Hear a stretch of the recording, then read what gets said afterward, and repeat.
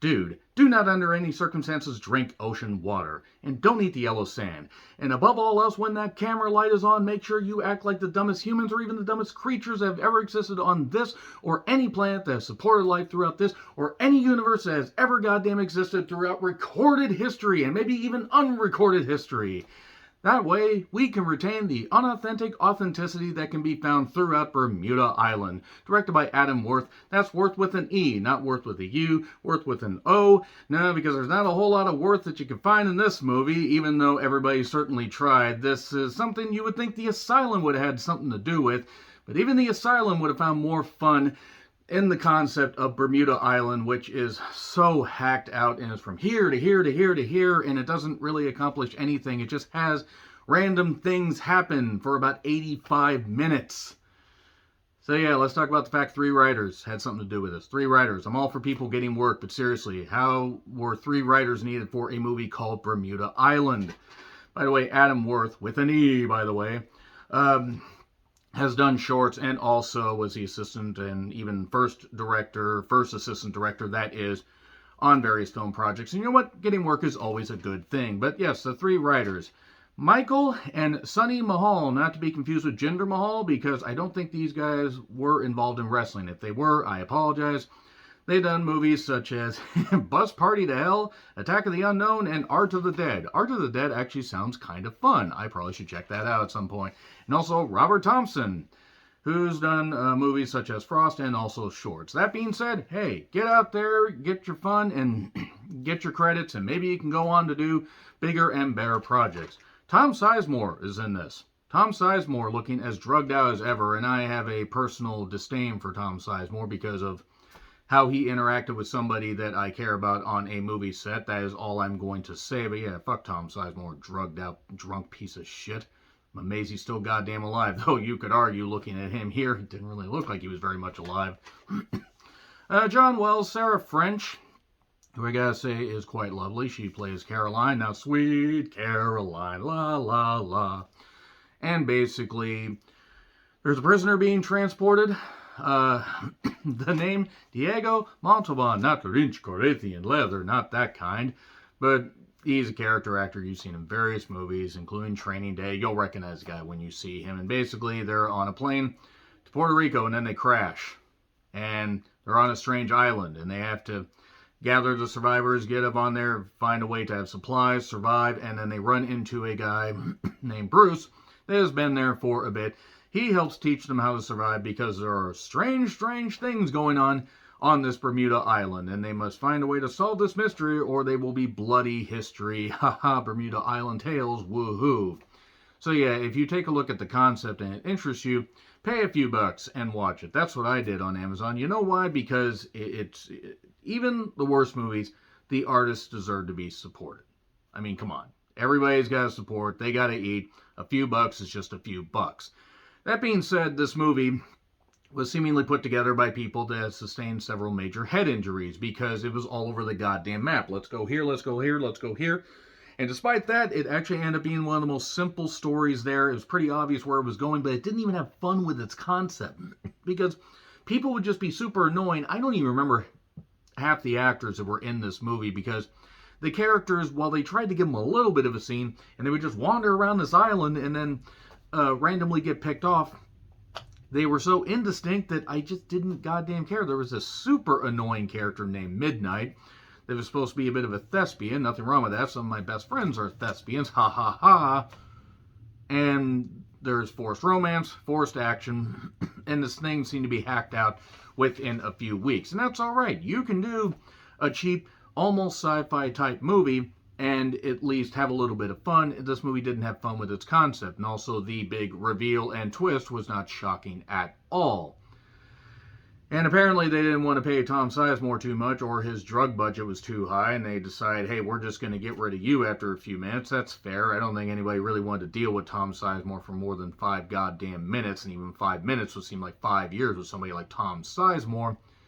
And from there, we just have a bunch of nondescript characters wandering around a beautiful island paradise. And finally stuff happens about 40 minutes in, And then you think, oh, wait, no, I'm sorry. Go back to the stuff not happening because the bullshit that is happening isn't very interesting either. It ends up just lacking in every bit of nuance and every bit of interest, and it just ends up being, yeah, sci-fi levels and bad sci-fi levels of, oh, wow, this is all you guys had. There's the germ of a good idea here, even a couple good ideas, but it's all been done before and has been done better. Yeah, perhaps with a little bit of money towards this, maybe it could have meant something. And maybe you could have given this movie $10 million and it would have ended up like the movie Fantasy Island, but that would have meant Blumhouse would have been involved. And oh boy, that was certainly a goddamn shitfest.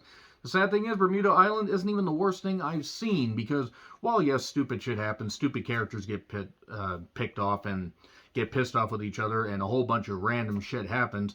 Still not the worst thing I've seen, because you don't expect much from a movie called Bermuda Island. That being said, it's available for a few bucks on Amazon if you want to check it out. Let's get into spoilers, even though missing out on this will not haunt you one goddamn bit. Again, still not the worst thing I've seen. 3, 2, 1, and spoilers. Okay, so the crew that manages to survive, there's a few random people, but we gotta go. We gotta go back, and we gotta go back to the beginning, and then we gotta come back to the island.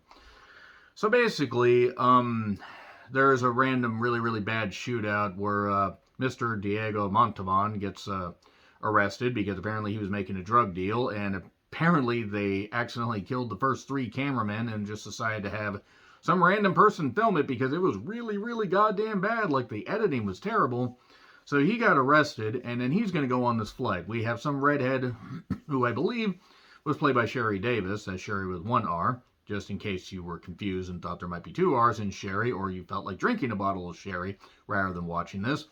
She's being a Karen, wanting to, get upset at all these people on this, trying to get this airline, trying to get this airplane moving and working for this one airline that has literally 1 desk. So apparently it's Southwest or JetBlue, even though JetBlue treats their people a little bit better.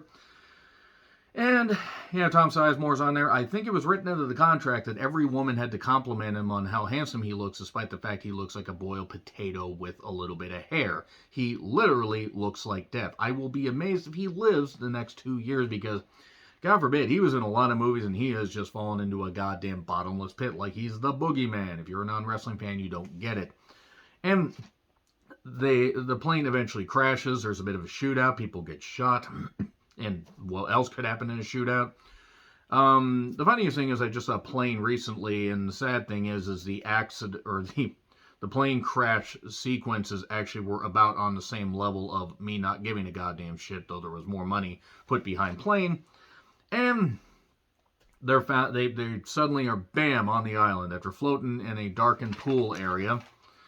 And then they have to figure out what's going on here. They have to go off on random stuff. Oh, there's a strange boat going over here. Maybe we can fix it. No, we don't have the supplies for it. Let's go over here and watch people do stuff. And then eventually people start getting picked off, like that one guy, Midnight. And that was an annoying character, so I wasn't sad to see him go.